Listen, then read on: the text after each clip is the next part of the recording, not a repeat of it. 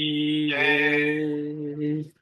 जय जय श्री राम श्याम। श्याम हरि ओम तत्सत। सत। श्रीमते रामचंद्राय नमः।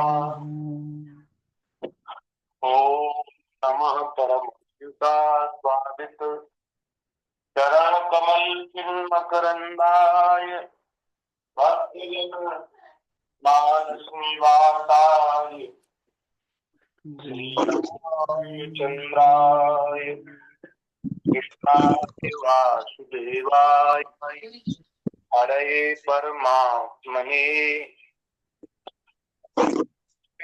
नाशाय गोविंदाय नमो नमः।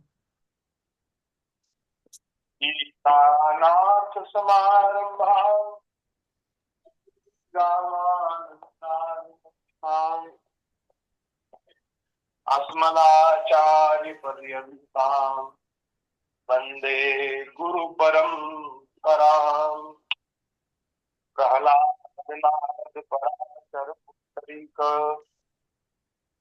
व्यासाम्बरीश शुक शौनक भीष्म दाल्भ्यान् रुक्मान् गदार्जुन वशिष्ठ विभीषणादीन् पुण्यानिमान् परम भागवतान् नमामि।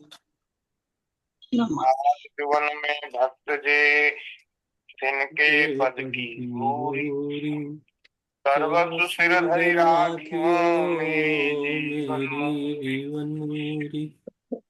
भक्त भक्ति भगवंत गुरु चतुर नाम वसु एक।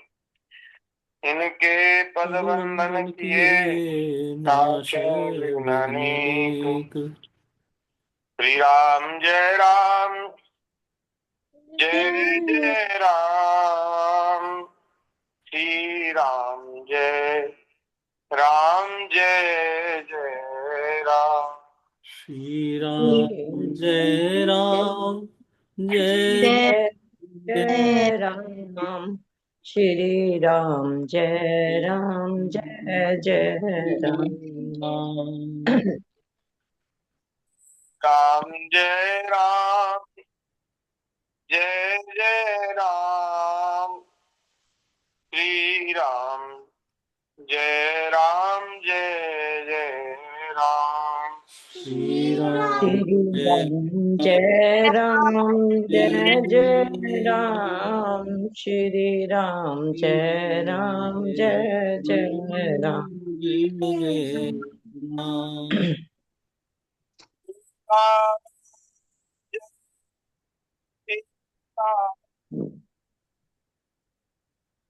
सीता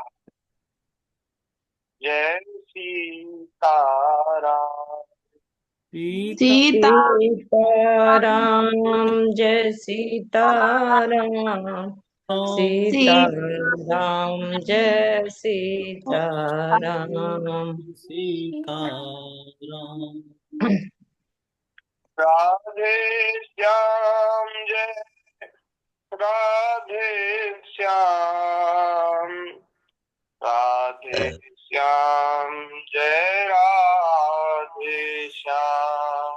राधे राधे श्याम जय राधे श्याम।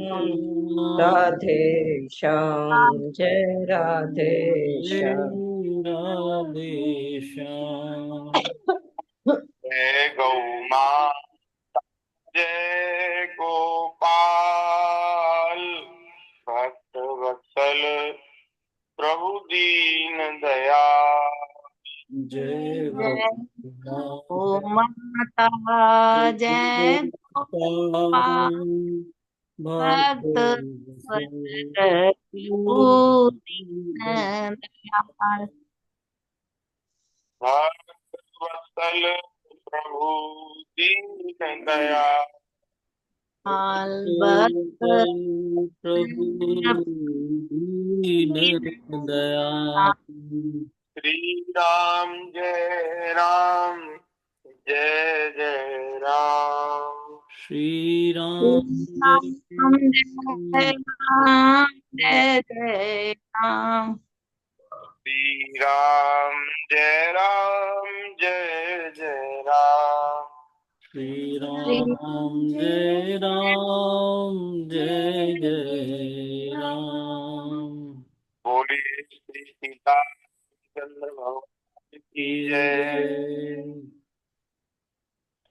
श्री वृंदावन बिहारी लाल की जय। जय श्री उमा महेश्वर भगवान की जय। जय श्रीमद् भागवत पुराण की जय। जय श्री सुखदेव जी महाराज की जय। जय श्री परीक्षित जी महाराज की जय। जय भगवान श्री व्यास जी महाराज की जय। जय श्री सदगुरुदेव भगवान की जय। जय सब संत हरि भक्तन की जय। जय जगत जननी पूज्या गौ माता की जय। जय सत्य सनातन धर्म की जय। जय जय जय श्री राधे श्याम। जय जय श्री सीता हर महादेव महादेव। की जय। नारायण नारायण नारायण। हरि शरणम। भक्तवांछा कल्पतरु भक्त वत्सल शरणागत वत्सल दीन बंधु दया सिंधु असंख्येय कल्याण गुणगण निलय अकारण करुणालय सच्चिदानंद घन मूर्ति भगवान श्री वृंदावन बिहारिणी बिहारी जी की हम सब लोगों के ऊपर अत्यंत कृपा और करुणा है, जिसके फलस्वरूप हम सभी को श्रीमद् भागवत जी की मंगलमयी रसमयी कल्याणमयी कथा कहने और सुनने का परम दुर्लभ अवसर प्राप्त हो रहा है। भगवान की दया से ऐसा संयोग बना है कि अपने अपने घरों में बैठ करके विज्ञान के सदुपयोग से लगभग श्रीमद् भागवत जी की संपूर्ण कथा हमने श्रवण की है। और अभी हम लोग दसम स्कंद में जो अंतिम कुछ अध्याय हैं उनमें चर्चा कर रहे हैं। दसम स्कंद भी संपूर्ण होने वाला है, तो चर्चा करके कथा कहकर सुनकर अपने समय को सार्थक कर रहे हैं और अपने जीवन को धन्य बना रहे हैं। कल बड़ी सुंदर चर्चा हुई। लक्ष्मणा जी ने बताया कि भगवान से विवाह उनका कैसे हुआ। अब आगे 84वें अध्याय में श्री सुखदेव जी महाराज कह रहे हैं कि हे परीक्षित, सर्वात्मा भक्त भयहारी भगवान श्री कृष्ण के प्रति उनकी पत्नियों का कितना प्रेम है, यह बात कुंती, गांधारी, द्रौपदी, सुभद्रा और दूसरी राजाओं की पत्नियां और भगवान की प्रियतमा गोपियों ने भी ये सब सुना। सब की सब उनका यह लौकिक प्रेम देखकर अत्यंत मुग्ध और आश्चर्यचकित हो गई, बहुत आनंदित हुई। सबके नेत्रों में प्रेम के आंसू छलक आए।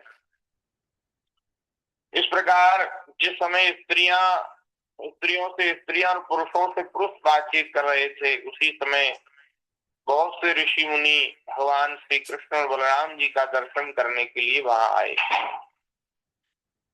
भगवान का दर्शन करने के लिए आए।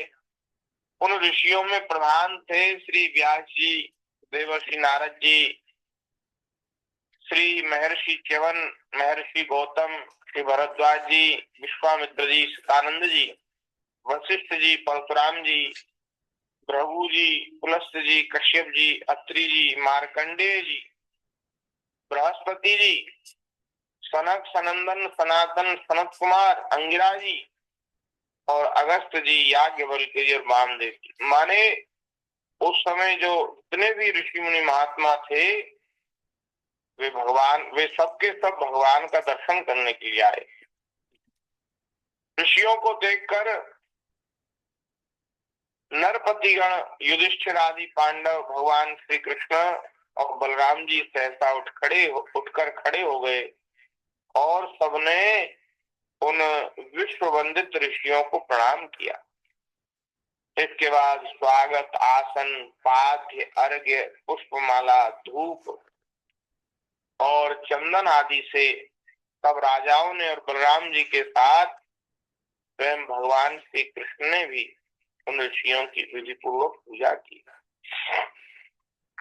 जब सब ऋषि मुनि आराम से बैठ गए तब धर्म रक्षा के लिए अवतीर्ण भगवान श्री कृष्ण ने उनसे कहा, भगवान ने कहा, अहो वयम जन्म भ्रतो लब्धम तत्फलम देवानामपि दुष्प्रापम यद योगेश्वर दर्शनम। भगवान ने कहा, धन्य है, आज हम लोगों का जीवन सफल हो गया। आज जन्म लेने का हमें पूरा पूरा फल मिल गया। क्यों? क्योंकि जिन योगेश्वरों का दर्शन बड़े बड़े देवताओं के लिए अत्यंत दुर्लभ है, उन्हीं का दर्शन हमें आज प्राप्त हो गया। ऋषि मुनियों का दर्शन बड़े बड़े योगियों के लिए भी जो जिनका दर्शन दुर्लभ है, उन आप सबका हमें दर्शन हो गया। आज हम धन्य हो गए। आज हमें इस जन्म का जीवन का फल मिल गया। जिन्होंने बहुत थोड़ी तपस्या की है और जो लोग अपने इष्ट देव को समस्त प्राणियों के हृदय में न देखकर केवल मूर्ति विशेष में ही उनका दर्शन करते हैं, उन्हें आप लोगों के दर्शन, स्पर्श, कुशल प्रश्न, प्रणाम और पाद पूजन आदि का सुअवसर नहीं मिल सकता। इसका मतलब ये है कि जो भगवान का दर्शन भगवान के श्री विग्रह में तो करते ही हैं, सब प्राणियों के हृदय में भगवान है, ऐसा जो अनुभव करते हैं, मानते हैं, ऐसे जो उदार हृदय के जो भक्त हैं, सज्जन हैं, उनको ऋषि मुनियों का दर्शन आज भी हो सकता है। ये ऋषि मुनि महात्मा आपने कथाओं में सुना कि पहले खूब कृपा करके खूब दर्शन देते थे मनुष्यों को, धरती पर रहने वाले मनुष्यों को खूब दर्शन देते थे ऋषि मुनि, लेकिन इस समय नहीं देते। अब नहीं देते। क्यों? क्योंकि हम लोग जो हैं उन महात्माओं के दर्शन के योग्य नहीं है। पहले नारद जी भी खूब विचरण करते थे पृथ्वी पर, खूब जगह जगह आते थे और राजा महाराजाओं के पास जाकर के उनको दर्शन से कृतार्थ करते थे। और नारद जी की तरह और भी ऋषि, व्यास जी, अंगिरा जी और परशुराम जी, श्री अगस्त जी, वशिष्ठ जी, पुलस्त्य जी, ये सब ऋषि मुनि महात्मा धरती पर आज भी विचरण करते हैं, लेकिन हमारी वैसी पात्रता नहीं है, हमारे वैसे नेत्र नहीं है। हम लोग तो सब जगह दोष देखते हैं, हम लोग तो सब जगह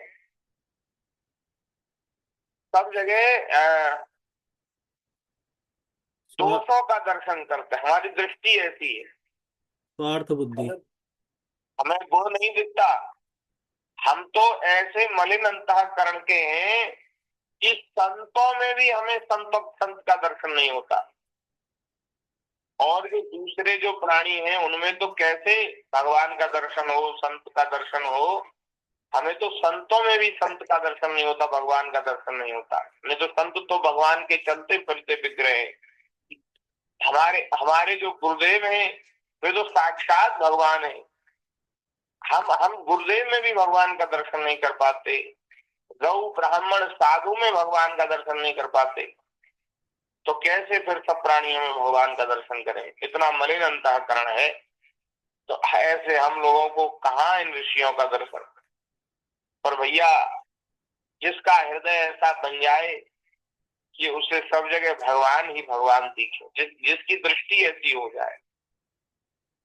हमारे पूज्य रमण रीति वाले महाराज जी हैं, वो कहते हैं कि ये सृष्टि खराब नहीं है माय डियर। वो कहते हैं ये सृष्टि खराब नहीं है, खराब तो हमारी दृष्टि है। हम लोगों ने जिस रंग का चश्मा पहन रखा है आंखों पे, वैसी सब दुनिया दिखती है। अगर आप काला चश्मा पहन लो तो सब काला ही काला दिखेगा, और चश्मा को एकदम साफ कर दो, उजला कर दो, तो सब जगह साफ दिखेगा। तो जैसी हमारी दृष्टि है, जैसे हम भीतर से हैं, ऐसे हमको सब दिखते हैं। अंतःकरण जब शुद्ध और पवित्र हो जाता है तो फिर कहीं भी दोष नहीं दिखता, सब जगह गुण दिखते हैं, सब जगह भगवान दिखते हैं। तो ऐसी दृष्टि, तो जो शुद्धांतःकरण के जो जीव हैं, उनको पहले ऋषि मुनियों के दर्शन हो जाते थे, अब नहीं होते, क्योंकि अब हम लोगों का अंतःकरण मलिन है। अंतःकरण को पवित्र करने का प्रयास करना चाहिए। भगवान कह रहे हैं कि आप महात्माओं का दर्शन अमोघ है, दुर्लभ तो है ही, लेकिन जिन भाग्यशालियों को दर्शन हो जाता है उनके सारे पाप नष्ट हो जाते हैं, और दर्शन मात्र से ही आप पवित्र करने वाले, ये महापुरुषों की विशेषता है। भगवान कह रहे जो जल में तीर्थ हैं, वे तीर्थ और उन तीर्थों में विराजमान देवताओं की प्रतिमाएं, वे तो बहुत काल तक सेवन करने से तब मनुष्य को पवित्र करती है। तीर्थों में जाओ, तीर्थों में वहां जो नदी, पवित्र नदी सरोवर है, उनमें स्नान करो, वहां विराजमान देव प्रतिमाओं के विग्रहों के दर्शन करो। तो बोले ऐसा करने से तो बहुत काल में मनुष्य पवित्र होता है, लेकिन आप संतों के दर्शन से तो उसी जीव पवित्र हो जाता है, क्षण पवित्र हो जाता है। ये है महापुरुषों की महिमा। न हम्यानि तीर्थानि न देवा शिलामया ते पुनंत्युरु काले न दर्शना देव साधवा।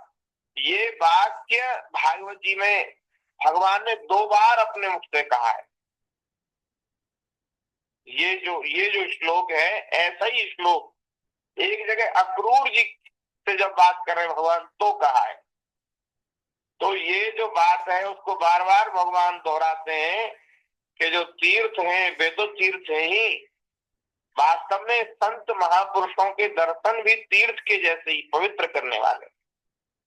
तो भैया कोई संत नजर में आ जाए, दृष्टि में आ जाए, इतनी भगवान के भक्त का दर्शन हो जाए तो बहुत मन में प्रसन्न होना चाहिए और अपने आप को भाग्यशाली समझना चाहिए कि देखो हमें तो तीर्थ जाने का तो अवसर नहीं है, इन महात्माओं के दर्शन से हमारा तो तीर्थ स्नान हो गया, तीर्थ में जाना हो गया हमारा। संतों के दर्शनों की क्या महिमा, वाह। तो संत दर्शन के लिए सदैव लालायित और उत्साहित रहना चाहिए कि संतों का दर्शन हो जाए। भगवान के भक्तों को बड़ा दुर्लभ है। 3 चीज बड़ी दुर्लभ है महाराज। तो उन तीनों चीजों में सबसे दुर्लभ महापुरुषों का दर्शन है। 3 चीज कौन सी दुर्लभ है? सबसे दुर्लभ तो है मनुष्य शरीर धारण करना। मनुष्य शरीर तो हमको मिल गया, तो एक दुर्लभ चीज तो वो तो सुलभ हो गई हमारे लिए। दूसरी चीज है मुमुक्षा। मुमुक्षा माने मुक्त होने की इच्छा। ये दूसरी दुर्लभ वस्तु है। मनुष्योत्तम मुमुक्षुत्वम और महापुरुष संश्रया। और तीसरा है महापुरुषों का संग, महापुरुषों का दर्शन। तीसरी सबसे दुर्लभ चीज है, अत्यंत दुर्लभ चीज है। तो भैया मनुष्य शरीर तो मिल गया, ये जो मुमुक्षा है ये महापुरुषों के दर्शन से ही जगेगी, सत्संग से ही जगेगी। तो महापुरुषों का संग हमें जीवन में मिले, ऐसा हमको हृदय में भगवान से प्रार्थना करनी चाहिए, ऐसा मनोरथ करना चाहिए कि महापुरुषों का संग। भगवान स्वयं अपने संतों की महिमा गाते हैं, क्या कहना। वाह, भगवान कह रहे हैं अग्नि सूर्य चंद्रमा तारे पृथ्वी जल आकाश वायु वाणी मन के अधिष्ठात्र देवता उपासना करने पर भी पाप का पूरा पूरा नाश नहीं कर पाते, क्योंकि उनकी उपासना से भेद बुद्धि का नाश नहीं होता, वह और भी बढ़ती है। परंतु यदि घड़ी दो घड़ी भी ज्ञानी महापुरुषों की सेवा की जाए तो वे सारे पाप ताप मिटा देते हैं, क्योंकि वे भेद बुद्धि के विनाशक। क्या बात है, अद्भुत बात है। भगवान ने यहाँ देवताओं के नाम गिनाए, अग्निदेव, सूर्यदेव, चंद्रदेव, इंद्रदेव और पृथ्वी जल आकाश वायु, ये जो सब देवता, इनके जो अधिष्ठात्र देवता है, इनकी यदि कोई उपासना करता है तो बोले उपासना करने से वो मनोरथ का तो पोषण करते हैं, मनोरथ तो सिद्ध कर देते हैं, लेकिन वे पाप का नाश नहीं करते, पाप का नाश नहीं करते। और उनकी उपासना से भेद बुद्धि का भी नाश नहीं होता, और भेद बुद्धि तो और बढ़ती है। आप देखो जो भगवान के भक्त होते हैं ना, माने भीतर से भक्त, बाहर से नहीं, भीतर से जो सच्चे भक्त होते हैं वो उनके हृदय में भेद नहीं होता, वो सब जगह भगवान का दर्शन कर लेते हैं और सब जगह एक अपने प्रभु का दर्शन करते हुए सबका आदर करते हैं और सबकी वंदना करते हैं, सबकी पूजा करते हैं। लेकिन और जो देवताओं के उपासक होते हैं ना, उनके भीतर भेद बुद्धि होती है। वो कहेंगे कि अरे हम तो उनके कट्टर भक्त हैं, हम तो उनके भक्त हैं, हम और किसी को नाम नहीं मानते और किसी को नहीं पूछते। देखो एक उदाहरण के रूप में, हमारे जो संत हैं, भक्त हैं, वे सबको समान दृष्टि से देखते हैं। दूसरे धर्मों के जो लोग हैं ना, उनमें भी कहते हैं कि इनमें भी, ये भी हमारे अपने हैं और ये भी भगवान इनमें भी है, और इनका जो ये जो जिस भगवान को पूज रहे हैं उस रूप में भी हमारे ही भगवान है, ऐसा हमारे संत तो अनुभव कर लेते हैं। इसलिए हमारा कहीं किसी से बैर विरोध नहीं है। लेकिन जो दूसरे किसी देवता के उपासक हैं, उस देवता के रूप में भी भगवान ही है, लेकिन वे ऐसा अनुभव नहीं कर पाते और उनके हृदय में बड़ी भारी भेद बुद्धि होती है और विरोध रहता है। वे कहते हैं हमारा जो देवता है, हमारा जो भगवान है, वही सबसे बड़ा है और तो सब उससे छोटे हैं और सब उसकी पूजा करते हैं, और तुम भी उनको ही मानो, तुम भी उनको भजो। ऐसा दुराग्रह उनमें होता है। लेकिन जो भगवान के भक्त होते हैं उनमें ऐसा दुराग्रह नहीं होता। वे तो सभी देवताओं के उपासकों को अपने जैसा ही मानते हैं, उनमें भेद बुद्धि नहीं होती। तो ये बात है, क्योंकि देखो भगवान की भक्ति महापुरुषों की सेवा के बिना नहीं मिलेगी। बिना भक्तों की कृपा के भगवान की भक्ति नहीं मिलती। तात भगति अनुपम सुख मूला, मिलही जो संत हो अनुकूला। और जिसने महापुरुषों की सेवा की है उसकी भेद बुद्धि मिट जाती है, ऐसा भगवान स्वयं कह रहे हैं। जो घड़ी दो घड़ी भी महापुरुषों की सेवा कर लेता है उसकी भेद बुद्धि नष्ट हो जाती है, और उसकी भेद बुद्धि नष्ट होती है तो उसके सारे पाप ताप नष्ट हो जाते हैं। हे महात्माओं और सभासदों, जो मनुष्य बात पित्त और कफ इन 3 धातुओं से बने हुए शरीर को ही अपना, पुत्र आदि को ही अपना और मिट्टी पत्थर काष्ठ आदि पार्थिव विकारों को ही इष्ट देव मानता है तथा जो केवल जल को ही तीर्थ समझता है, ज्ञानी महापुरुषों को नहीं, वह मनुष्य होने पर भी पशु ही है। वह मनुष्य होने पर भी पशु के समान ही है। इसका मतलब ये है कि वह जो व्यक्ति है वो बुद्धिमान नहीं है, वो विवेकवान नहीं है, जो शरीर को तो आत्मा मानता है, मैं मानता है, और संसार के जो सगे संबंधी हैं, शरीर से जो संबंध रखने वाले, उनको अपना मानता है, और भगवान को केवल प्रतिमा में देखता है। सब प्राणियों में भगवान को नहीं देखता। और तीर्थों जल को ही तीर्थ मानता है, तीर्थों में ही वो तीर्थत्व का दर्शन करता है, संतों में नहीं करता। तो बोले वो तो मनुष्य, दिखने पर तो मनुष्य है, लेकिन वस्तुतः वह मनुष्य नहीं, पशु ही है। श्री सुखदेव जी महाराज कहते हैं, हे परीक्षित, भगवान श्री कृष्ण अखंड ज्ञान संपन्न है। उनका यह गूढ़ भाषण सुनकर सब के सब ऋषि मुनि चुप से रह गए, कुछ बोल नहीं पाए। अब क्या बोले? ये जो सब देवताओं के स्वामी, हम ऋषि मुनियों के आराध्य देव, पूजनीय स्वामी और अनंत कोटि ब्रह्मांड नायक सर्वेश्वर परात्पर पर ब्रह्म है, और वे, हम तो उनके दर्शन करने के लिए आए हैं, और वे हमारी ही प्रशंसा में महाराज बहुत लंबी चौड़ी बात कह रहे हैं, हमारी प्रशंसा के पुल बांध रहे हैं। तो वे बड़े संकुचित हो गए, महात्मा संकोच में पड़ गए और चुप हो गए। उनकी बुद्धि चक्कर में पड़ गई, वे समझ नहीं सके कि भगवान ये क्या कह रहे हैं। उन्होंने बहुत देर तक विचार किया, विचार करने के बाद यह निश्चय किया कि भगवान सर्वेश्वर होने पर भी मनुष्य की भांति व्यवहार कर रहे हैं, और ये जो उनका व्यवहार है ये लोक शिक्षा के लिए है, संसार को शिक्षित करने के लिए है। ऐसा समझकर वे मुस्कुराते हुए भगवान श्री कृष्ण से कहने लगे। ऋषि मुनियों ने कहा कि जय हो प्रभु, जय जय। आप यदि ऐसा नाटक कर रहे हैं ना, तो हम भी आपके नाटक में सहभागी हो जाते हैं।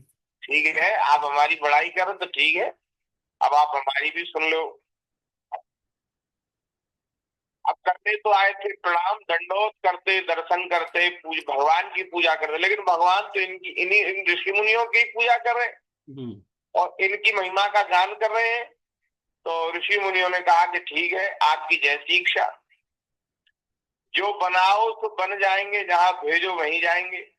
तो वो हम तो आपके हाथ की वस्तु हैं, अपने आपके हाथ की वस्तु हैं। आप चाहे तो हमें चरणों में रख दीजिए अपने, आप चाहे तो हमें सिर पे बिठा लीजिए, जैसी आपकी इच्छा।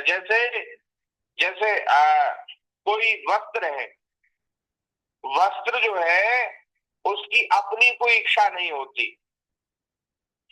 वो तो उपयोग करने वाले की इच्छा के अनुसार ही सब काम करता है। उपयोग करने वाला चाहे तो उसको गले में डाल ले साथी बना करके, चाहे तो उसको सिर से बांध ले पगड़ी बना करके, और चाहे तो उससे अपना शरीर पोंछ ले, और चाहे तो उसको अपनी कमर में लपेट ले, और चाहे तो अपने पैरों में डाल करके पैर पोंछ ले। कपड़ा कभी ये नहीं कहता, वो सिर पर बिठा लो तो ये नहीं कहता कि अरे वाह मालिक, तुमने तो आज मुझे सिर पर बिठा करके बहुत सम्मानित कर दिया, वो ये नहीं कहता, मन में अहंकार नहीं करता। और जब उससे पैर पोंछे जाते हैं तो वो ये नहीं कहता है बोले महाराज ऐसी क्या हमसे गलती हो गई जो आपने पैरों में डाल दिया, तो उसकी कोई इच्छा नहीं होती। वो तो उपयोग करने वाले की इच्छा के ऊपर ही निर्भर रहता है। तो ऐसे भक्त जो है वो जैसे भगवान नचाते हैं ऐसी ऐसी सब लीला करते हैं।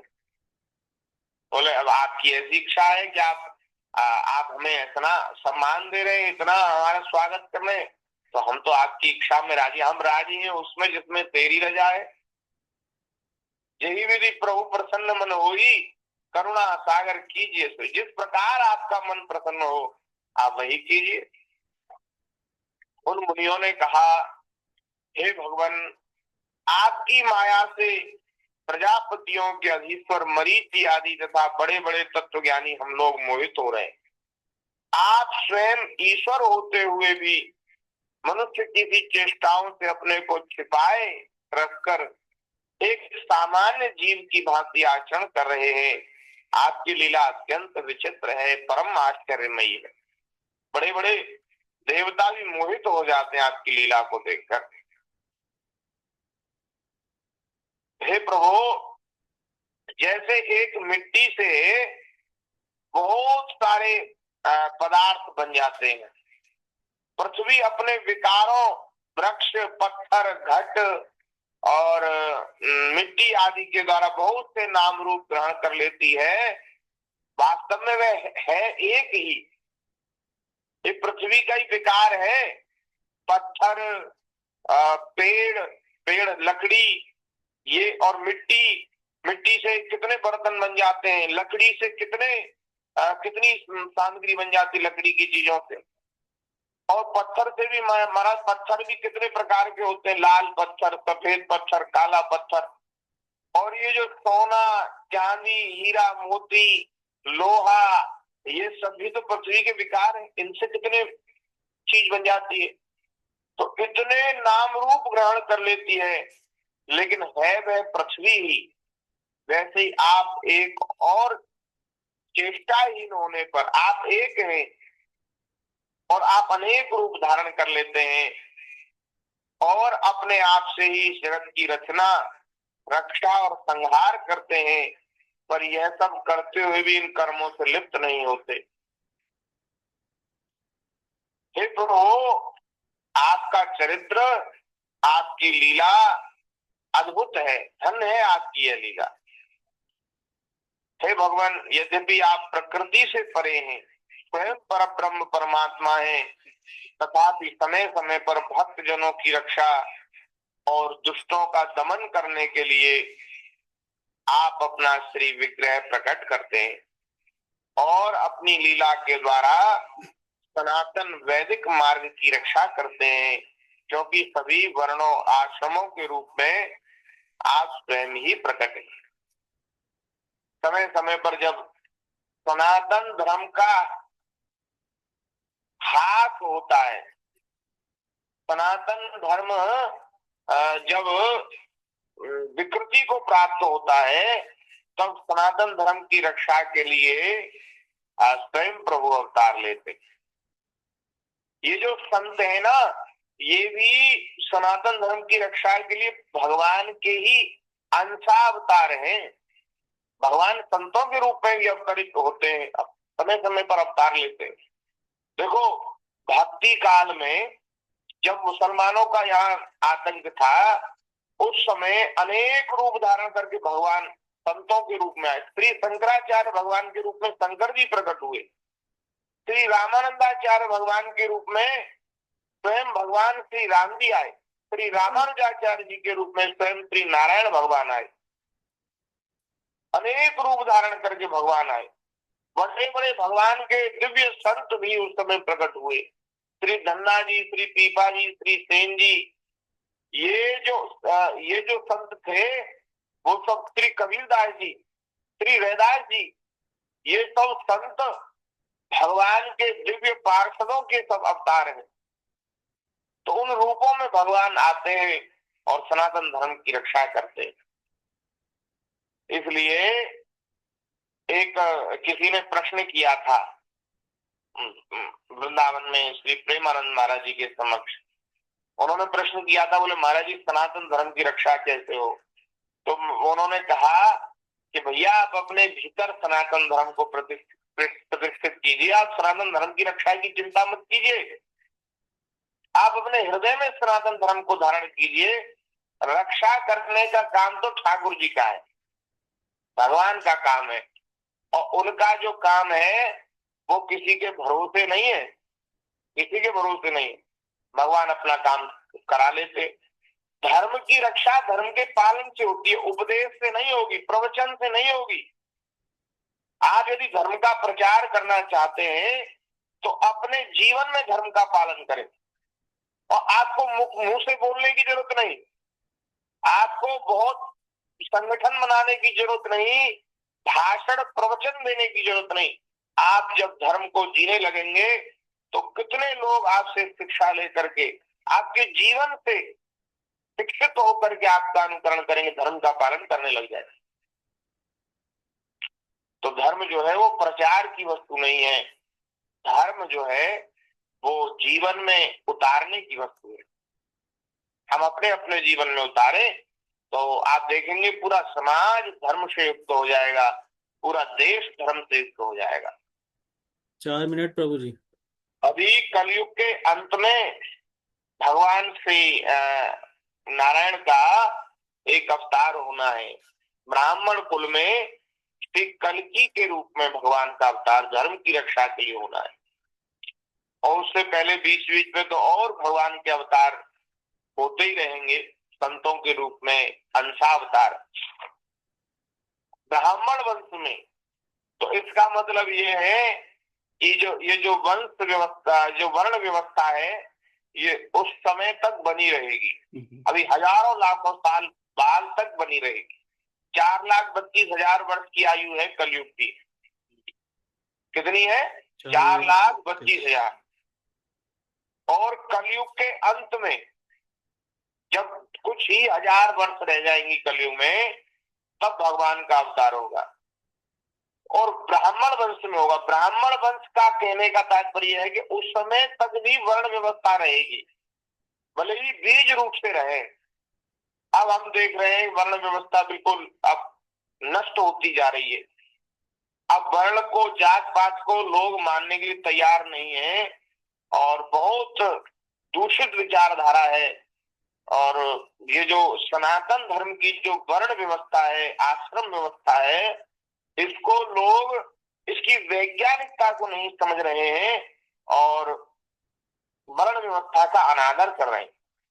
वस्तुतः ये जो व्यवस्था है बहुत विचार से युक्त है और वैज्ञानिक है, बहुत श्रेष्ठ व्यवस्था है, लेकिन इसको नहीं मानते।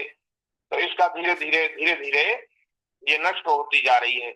लेकिन बीज रूप से ये जो वर्ण है वो बचे रहेंगे, और अंत में ब्राह्मण वंश में भगवान का अवतार होगा धर्म की रक्षा के लिए। और उस समय ऐसा वर्णन है, अभी भागवत जी में आएगा, 12वें स्कंद में आएगा कि उस समय भगवान श्री कल्की दोनों हाथों में तलवार लेकर के और अश्व पर सवार होकर के पूरे पृथ्वी पर विचरण करेंगे और दुष्टों का संहार करेंगे, साधुओं की, संतों की रक्षा करेंगे। तो अपने मन में जो भी जिनको भय है किसी भी प्रकार का, वो भय से मुक्त हो जाए। ये जो हमारी जो सनातन धर्म की जो व्यवस्था है, ये अनादिकाल से है और अनादिकाल तक रहेगी। 4 लाख वर्ष बीतने के बाद भी आप सोचिए सनातन धर्म की जो जड़ें हैं वे उस समय तक रहेंगे, अस्तित्व रहेगा हमारा। उस समय भी ब्राह्मण वंश होगा, क्षत्रिय वंश होगा और वैश्य शूद्र होंगे उस समय तक भी। तो ये बात है, धर्म की रक्षा करने का काम ठाकुर जी का है, भगवान अपना काम करते हैं। भगवान 1 मिनट। यही सृष्टि उपाई त्रिविध बनाई, संग सहाय न दूजा, तो करऊ अभारी चिंत हमारी, जानिए भगत न पूजा। जिन्होंने सृष्टि बनाई है, जिन्होंने सृष्टि को बनाने में किसी का सहयोग नहीं लिया, तो वो पालन करने में किसी के सहयोग की उनको आवश्यकता नहीं है। स्वयं विष्णु भगवान इसका पालन करते हैं, और श्री शंकर जी के रूप में इसका संहार कर देते हैं जब उनकी इच्छा होती है। तो ऐसे सर्व समर्थ भगवान को हम प्रणाम करते हैं और आज सत्संग को यहीं विराम करते हैं। यहाँ से आगे भगवान की दया से चर्चा करेंगे।